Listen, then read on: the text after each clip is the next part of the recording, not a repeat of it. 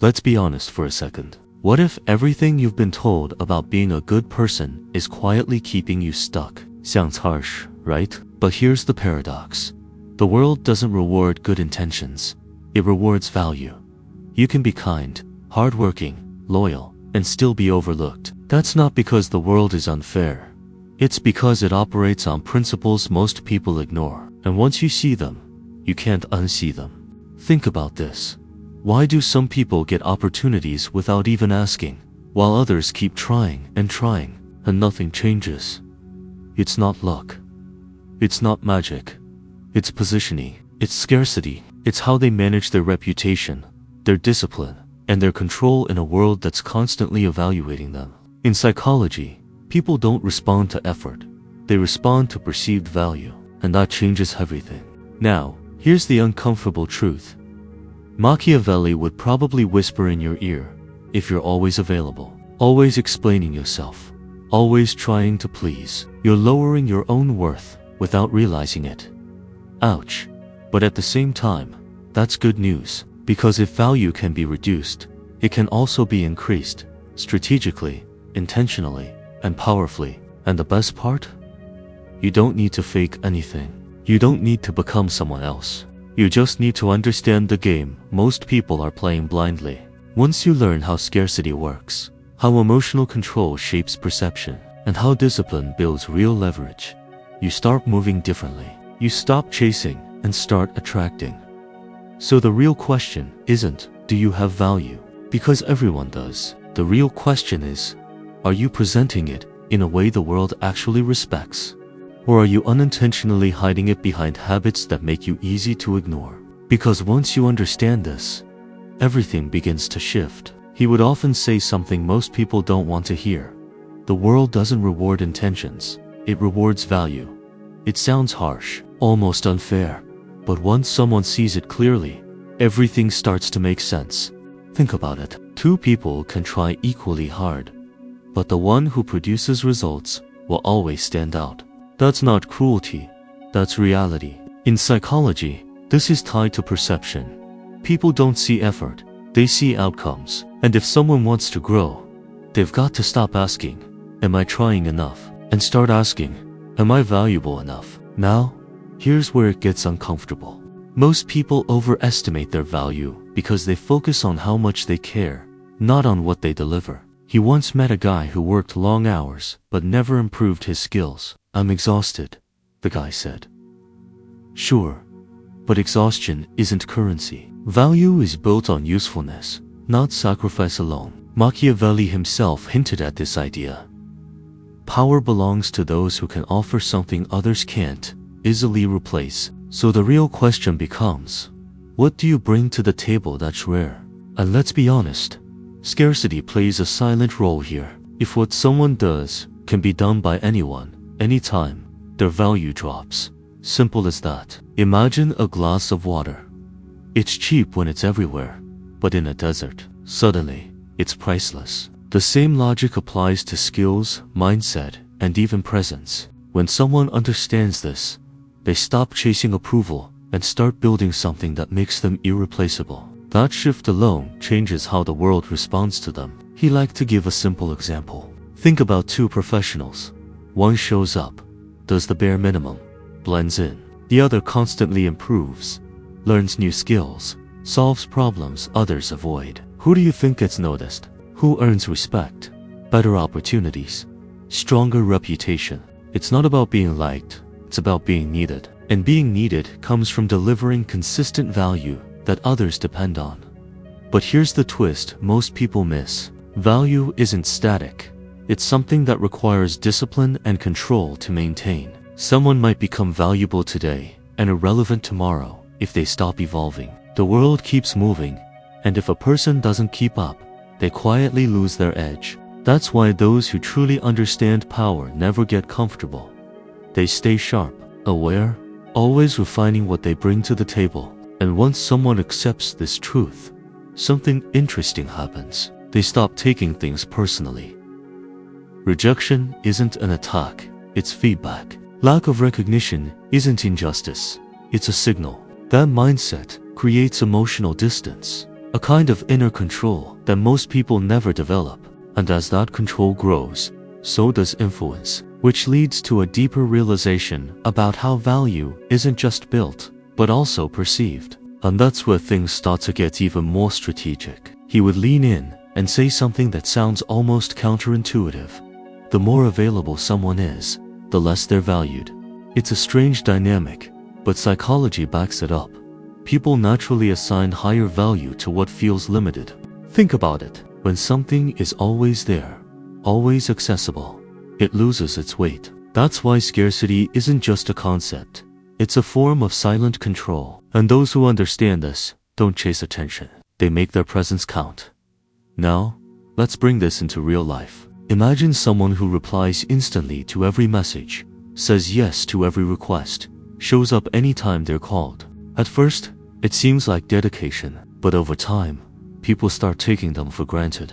On the other hand, someone who protects their time, who chooses when to engage, suddenly carries a different kind of energy. Their attention feels earned, not given. And that alone shifts how others perceive their value and even their reputation. He once shared a simple strategy. Start saying not now more often than yes. Not in a rude way, but with intention. When someone learns to filter where they invest their energy, they naturally create scarcity. And scarcity builds curiosity. Curiosity builds respect. It's almost like a quiet version of what Machiavelli observed. Power often comes not from force, but from perception. If people feel they can't easily access you, they begin to value you more. But here's where many get it wrong. They try to fake scarcity by withdrawing completely or acting cold. That doesn't work. Real scarcity comes from having priorities, from being genuinely engaged in something meaningful. When someone is focused, disciplined, and selective, their absence isn't manipulation, it's a byproduct of purpose. And that authenticity is what strengthens their influence without them even trying too hard. Another interesting layer is how scarcity affects emotional dynamics. When someone is always available, they often lose control in relationships. They react, they chase, but when they step back, when they create space, they regain emotional balance. Suddenly, they're not reacting, they're choosing. And that shift changes everything. Because control over one's time often becomes control over one's life. And as this principle starts to settle in, something deeper begins to unfold. It's no longer just about being less available. It's about how someone shows up when they do engage. Because sometimes, the most powerful thing a person can bring into a room isn't what they say, but what they choose not to say. And that's where the real psychological game begins. Before we go deeper, there's something you need to understand. If what you heard so far hit you hard, if you realized the world treats value, scarcity, and presence like a psychological game nobody ever taught you how to play, then you need to read this. It's called the Silent Influence Code. How to make people respect, desire, and follow you without saying a word. Inside, you'll discover the hidden psychology behind attention, attraction, emotional control, and silent influence used by high-status men in everyday life. And trust me, once you understand these triggers, people will start reacting to you differently without even knowing why. The link is in the pinned comment. He used to say something that made people uncomfortable at first. Silence speaks louder than most words ever could. In a world where everyone's trying to be heard, the one who knows when to stay quiet holds a different kind of control. Psychology explains this well. When someone speaks less, others project meaning onto their silence. It creates mystery, and mystery naturally increases perceived value. That's why those who master restraint often carry a presence that feels heavier, more intentional. Think about a situation where someone reacts immediately, argues, explains, defends every point. It might feel natural, but it also reveals everything. Now compare that to someone who listens, pauses, and responds only when necessary. That pause alone creates tension, curiosity, even respect. It's almost like a subtle strategy you'd expect from Machiavelli. Never reveal too much too soon, because once people can predict someone, they can influence them, and predictability kills power. He once shared a personal example. Early in his career, he used to over-explain himself in meetings, trying to prove his worth. But the more he talked, the less impact he had. One day, he decided to say less, only speaking when he had something precise to add. Strangely enough, people started paying more attention. His words carried more weight. That's the paradox. When speech becomes scarce, it gains value. Scarcity, once again, reshapes perception. Now, this doesn't mean staying silent out of fear or insecurity. That's not power. That's avoidance. True restraint comes from discipline. It's the ability to feel the urge to react and choose not to. For example, when someone provokes you, instead of responding instantly, you pause, observe, maybe even smile slightly. That moment of control shifts the entire dynamic. You're no longer playing their game. You're setting the tone. There's also an emotional layer here. People who lack control tend to speak from impulse, anger, excitement, anxiety. But those who manage their emotions create distance between feeling and action. That gap is where power lives. It allows someone to respond strategically instead of reacting emotionally. And over time, that builds a reputation of calm strength. Someone who can't be easily shaken or manipulated. And once someone starts mastering silence, they begin to notice something deeper. It's not just about what they don't say, it's about how others fill that space. People reveal more, project more, even expose their intentions without realizing it. And that's when the game shifts again. Because at that level, it's no longer about being heard. It's about understanding what truly drives people and knowing exactly when to act. He would smile and say something that cuts through a lot of illusions. Charm might open doors, but competence is what keeps them open. A lot of people rely on charisma, thinking it's enough to carry them forward. But over time, results speak louder than personality. In psychology, people may be drawn to confidence at first, but they stay loyal to those who consistently deliver value. That's why real power isn't loud. It's built quietly through skill, consistency, and proof. Think about it this way. A charismatic person might impress in a conversation, but when problems arise, who do people turn to? The one who can solve them. That's where true value is measured. Not in how someone talks, but in what they can do. He once compared it to a surgeon. You don't choose them because they're charming. You choose them because they're precise, disciplined, and effective.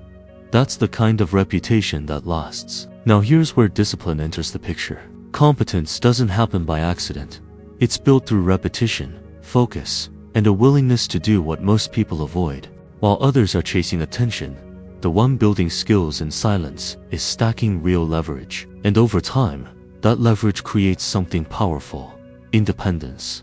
Because when someone becomes truly good at something valuable, they stop needing validation, they become needed. He liked to give a practical example. Imagine learning a skill that's in high demand: coding, communication, negotiation, anything that solves real problems. At first, it feels slow, almost invisible, but with consistent effort, that skill becomes rare. And when scarcity meets competence, value increases exponentially. Suddenly, opportunities start showing up, not because someone asked for them, but because they earned their place. There's also a deeper layer most people overlook. Competence creates internal control. When someone knows what they're doing, they don't panic under pressure, they don't chase approval, they don't overreact. That calm confidence shifts how others see them. It's subtle, but powerful. It's the kind of presence that doesn't need to prove anything, because the results already speak. And as this understanding grows, something changes in how a person navigates the world. They stop trying to impress and start focusing on becoming undeniable. Because in the long run, it's not about being liked, it's about being respected. And once that respect is built, it starts influencing not just opportunities, but also the kind of people and relationships that begin to surround them. He would say this, in a calm, almost unsettling way: emotions are useful servants, but terrible leaders. Most people don't notice how often they act on impulse, replying out of anger, agreeing out of fear, staying out of comfort. But those who develop real control understand something deeper. In psychology, emotional detachment isn't coldness, it's clarity. It allows someone to see situations as they are, not as they feel in the moment. And that difference alone can protect someone from manipulation. Think about a common situation. Someone criticizes you, maybe unfairly. The instinct is to react, defend, argue. But what happens when you pause instead? When you observe, breathe, and choose your response? That moment of restraint shifts the entire interaction. You're no longer reacting, you're deciding. And that decision-making ability builds a kind of quiet power, the kind Machiavelli would recognize immediately, because those who control themselves are far harder to control. Now let's talk about relationships, because this is where many people lose their edge. Not every connection adds value. Some drain energy, distract focus, or keep someone stuck in old patterns. He once said, "Look at the 5 people you spend the most time with, and you'll see your future." It's simple, but brutally honest. Strategic relationships aren't about using people. They're about choosing environments that elevate your standards and reinforce discipline. A practical example: start paying attention to how you feel after spending time with someone. Do you feel motivated, focused, sharper, or drained, distracted, and negative? That's data. And once you see it, you can't unsee it. Slowly, intentionally, someone can begin to invest more time in people who embody growth, ambition, and strong values. Over time, that shift compounds, shaping both mindset and reputation without forced effort. There's also a balance here that many overlook. Emotional control doesn't mean disconnecting from everyone. It means choosing when and how to connect. It's about being present without being dependent, caring without losing direction. That balance creates stability, and stability builds trust. People begin to see you as someone grounded, someone who doesn't swing with every emotional wave, and that perception increases your value in ways words can't explain. And as relationships become more intentional, another realization starts to surface. It's not just about who you keep close, it's about knowing when to step away. Because sometimes, the strongest move a person can make isn't to fight harder or stay longer, but to recognize their worth, protect their space, and walk away with quiet confidence. Which brings us to something even more powerful. He would look at you and say, almost like a warning, reputation is built slowly and lost quickly. Most people treat it lightly, but in reality, it's one of the strongest forms of value a person can have. In psychology, reputation shapes how others perceive you before you even speak. It walks into the room first, and once it's established, it can either open doors effortlessly or quietly close them without explanation. Think about someone known for consistency, discipline, and results. Even before they act, people trust them. Opportunities come easier, respect feels natural, and influence grows without force. Now compare that to someone unreliable. No matter how talented they are, doubt follows them. That's why reputation isn't about what someone says about themselves. It's about what others experience consistently over time. And consistency requires control. He once shared a powerful insight. True independence begins the moment you're willing to walk away, not out of ego, but out of self-respect. When someone knows their value, they don't cling to situations that diminish them.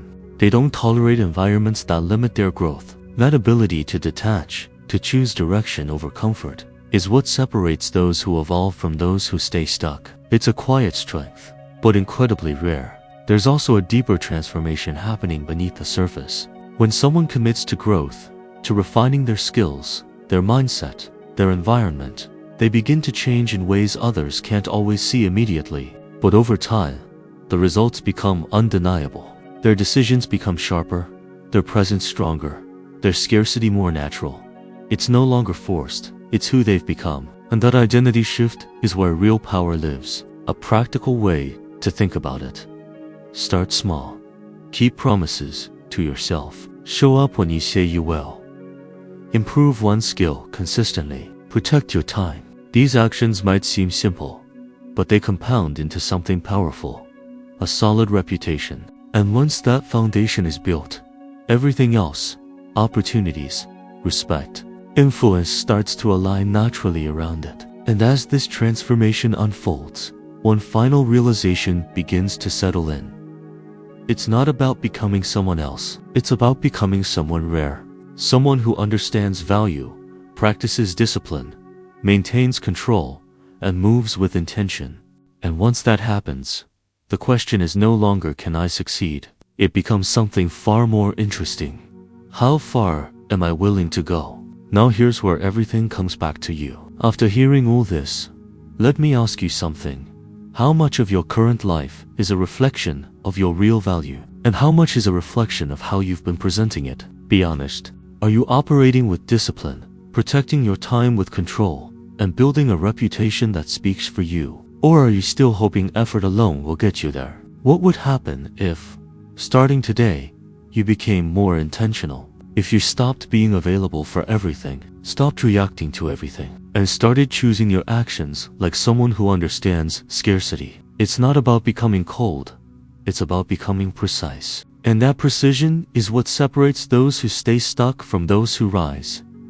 So here's a challenge for you. Over the next few days, observe yourself. Where are you giving too much? Where are you speaking too quickly? Where are you tolerating less than you should?